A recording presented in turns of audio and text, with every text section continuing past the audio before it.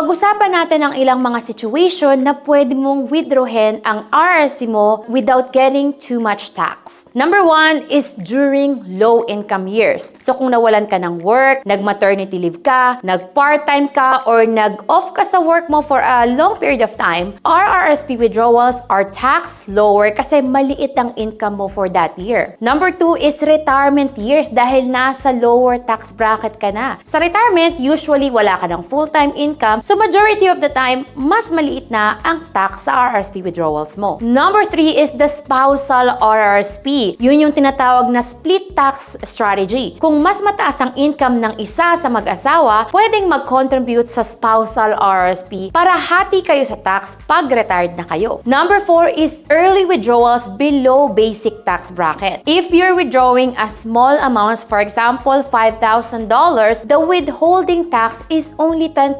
And if your income is low, you might even get some of it back after filing your taxes. And number 5 is the home buyer's plan or the LLP or life learning plan. Pwede mong i-withdraw yung pera mo sa RRSP tax-free up to a certain amount to buy your first home or to fund you and your wife's full-time education. So warning lang no, just because you can withdraw sa RRSP mo anytime doesn't mean you should. Kailangan mong maging strategic kasi yung RRSP mo magbabayad ka pa rin dyan ng withholding tax upfront. Use RRSP the right way para hindi mo masayang yung mga tax advantages mo.